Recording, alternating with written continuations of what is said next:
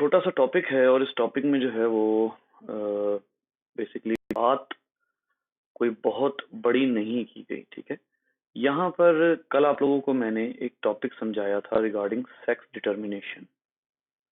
अब ये sex determination जो है इसके हवाले से सबसे पहले तो मैंने आपको कहा था कि ये जो सेक्स डिटर्मिनेशन है it is determination by chromosome. मतलब सिर्फ ये कह देना इस टॉपिक को कि सेक्स डिटर्मिनेशन, उससे कुछ समझ नहीं आता कि यहाँ बात क्या होने जा रही है।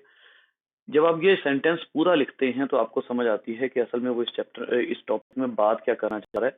सेक्स डिटर्मिनेशन बाय क्रोमोसोम का क्या मतलब है। ठीक है, तो फिर इस हमने ये कहा था कि जो क्रोमोसोम है इट डिटरमिन्स द जेंडर। ठीक है, और वो असल में क्रोमोसोम का अपने आप में कोई रोल नहीं है, लेकिन असल में इसको कौन करता है, वो जो क्लस्टर ऑफ जीन है जिसकी वजह से क्रोमोसोम बना है, वो जीन्स जो हैं वो असल में जेंडर को डिफाइन करते हैं। और ये मखसूस जीन्स होते हैं जो कि मौजूद होते हैं खास किस्म के क्रोमोसोम्स के ऊपर।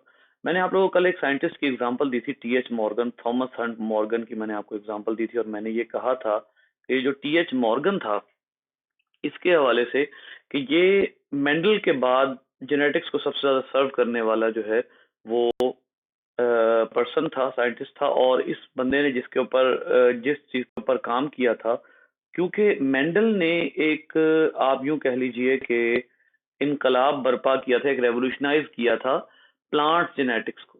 लेकिन मेंडल के दौर में बिल्कुल भी वर्किंग नहीं हुई थी और मेंडल के बाद भी एनिमल्स के ऊपर इतनी डिटेल्ड वर्किंग नहीं हुई थी।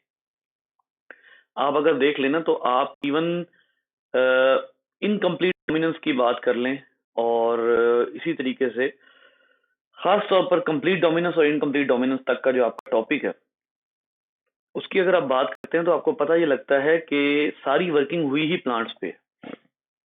फिर अब जब आपने पॉलीजेनिक ट्रेट्स पढ़े थे उसमें भी पहले जो आपने सबसे पहले जो ऑर्गेनिज्म पढ़ा था वो था व्हीट ग्रेन्स का कलर, वो भी पौधा था। ठीक है, इसी तरीके से काफी ज्यादा एग्जांपल्स पौधे की मिलती हैं। तो बहुत से लोगों ने पौधों पर काम किया, लेकिन वो पर्सन के जिसने सबसे ज्यादा जेनेटिक्स को रेवोल्यूशनाइज किया in the manner of animal study वो था टीएच मॉर्गन। इसने ड्रोसोफिला मेलानोगास्टर को स्टडी किया और ड्यूरिंग स्टडी एक जिसको आप कहते हैं कि पेक्यूलियर पेक्यूलियर सी थिंग, उसको जो है वो he found a peculiar behaviour, he found a peculiar thing. वो पेक्यूलियर थिंग क्या थी? उसने ये पता लगा लिया था कि जो ड्रोसोफिला है उसके टोटल क्रोमोसोम्स जो हैं वो हैं 8 क्रोमोसोम्स हैं। ठीक है, और 8 क्रोमोसोम में उसने उसको जो है वो 2+2+2 इन सब को, ये तो हो गए टोटल 6। ठीक है, और उसके बाद +2।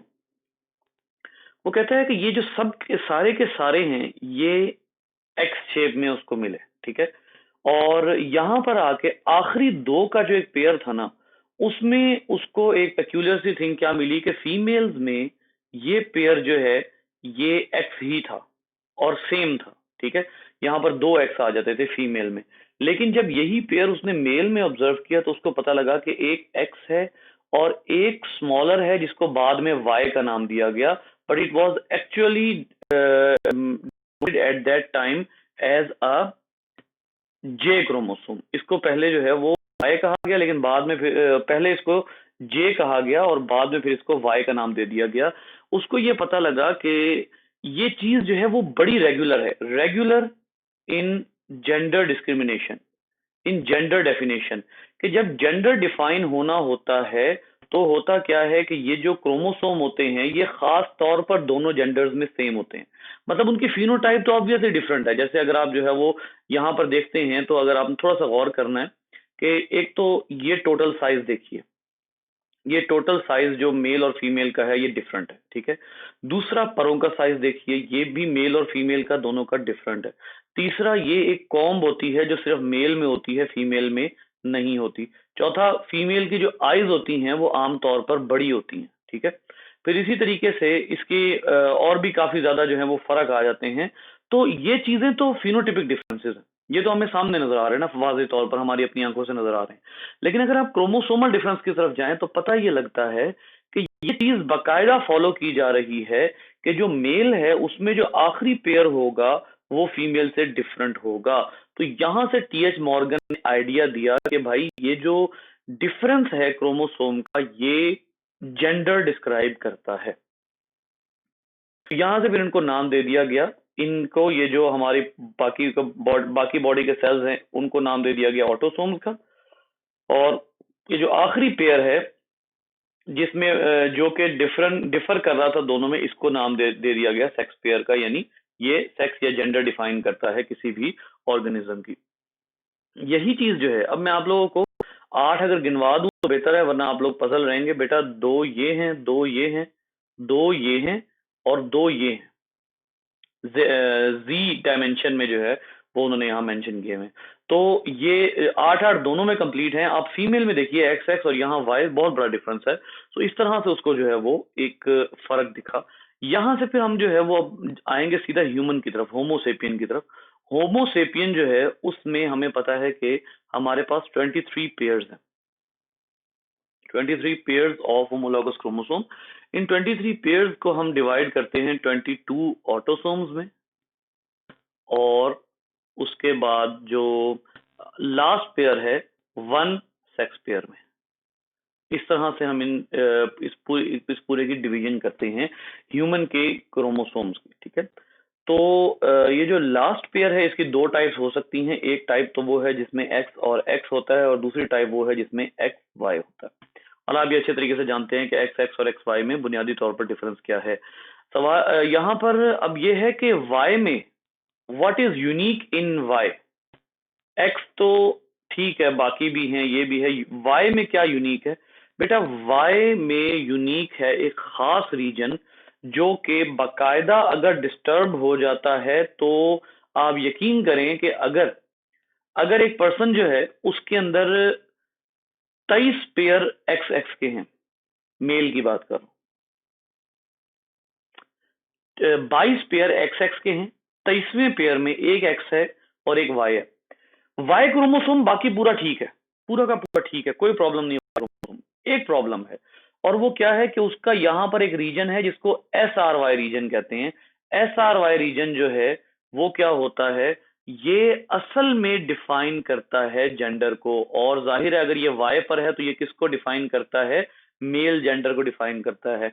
आप ये बात अपने जहनों में रखिए कि अगर किसी पर्सन में वाई क्रोमोसोम पूरा हो लेकिन उसका एस आर वाई रीजन गायब हो जाए तो वो मेल नहीं बन पाता। यानी आप यूं कहेंगे कि Y chromosome is complete, Y chromosome is complete but S R Y is damaged. अगर ऐसा हो जाता है तो फिर क्या होगा? एस आर वाई वो खास रीजन, एस आर वाई का मतलब है sex determining, sorry, sex determining region of Y, ठीक है। अब ये है कि अगर तो Y chromosome is completed but S R Y is damaged, अगर ऐसा है तो फिर मेलनेस नहीं आ सकती, ठीक है। फिर जो है वो मेलनेस एब्सेंट होगी, फिर इसके अंदर फीमेल कैरेक्टर्स जो हैं वो ज्यादा डोमिनेंट हो सकते हैं ड्यू टू एक्स, ठीक है। मेलनेस उसमें क्रॉस हो जाएगी। जो इसको आप कहते हैं फेमिनिन कैरेक्टर्स, इसको आप फीमेलनेस नहीं कहेंगे, इसको आप फेमिनिन कैरेक्टर्स कहते हैं कि वो पर्सन अपीयर हो सकता है मेल की तरह but it would be a female, more like a female, ठीक है। और उसमें जो है उसकी फर्टिलिटी को भी फर्क आ सकता है। तो ये एस आर वाई रीजन इतना इंपॉर्टेंट होता है, और ये एस आर वाई रीजन ही है जिसकी वजह से टेस्टोस्टेरोन और टेस्टिकल्स वगैरह जो हैं वो बनते हैं मेल्स में। So it is that much important, और ये फर्क है इन दोनों में। जो मेल क्रोमोसोम है मेल में और फीमेल क्रोमोसोम है फीमेल में, उसमें ये फर्क पड़ता है। फिर अब अगर S R Y region absent है, for example S R Y region अगर एब्सेंट है तो उसमें क्या होगा कि more like a feminine, feminine gestures, feminine body, feminine hair, इस तरह से जो है वो अपेयरेंस होना शुरू हो जाती है। They appear like a male, कुछ ऐसे कैरेक्टर्स आ सकते हैं मेल वाले वाई की वजह से, लेकिन ज्यादातर जो वाई का रोल होता है वो बेसिक रोल असल में होता है एस आर वाई का। और एस आर वाई ना होने की वजह से या डैमेज होने की वजह से एक मेल दिखने वाला पर्सन जो है वो फीमेल अपीयर हो सकता है। नहीं, अजानें हो रही है, नमाज के बाद करते हैं, नमाज के बाद फिर दोबारा आते हैं।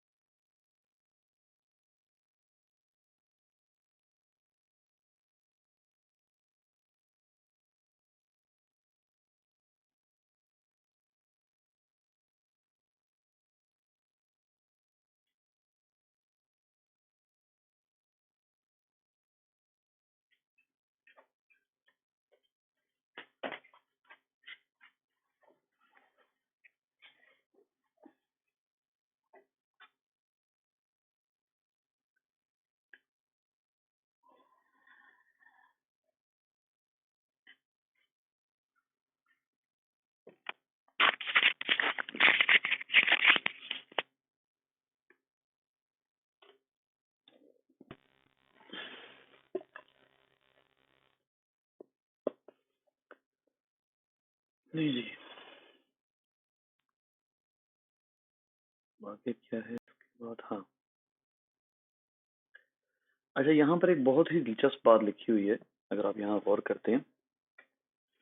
लिखा ये हुआ है कि कुछ ऐसे ऑर्गेनिजम्स भी होते हैं कि जिनका जो है वो सेक्स डिटर्मिनेशन सिर्फ एक पेयर नहीं होती, बल्कि कई कई पेयर से सेक्स डिटर्मिनेशन होती है। जैसे हम कहते हैं ड्रोसोफिला और ह्यूमन में सिर्फ एक ही सेक्स पेयर है, उससे ज्यादा नहीं है, ठीक है। लेकिन यहाँ पर इन्होंने दो, एक एक ऑर्गेनिज्म की एग्जांपल दी हुई है और एक की मैं आपको दूंगा। एस्केरिस तो है राउंड वॉर्म, ये इनवर्टिब्रेट है और जाहिर है इसके अंदर जो है इसकी बैकबोन नहीं है, ये तो हो गया राउंड वॉर्म।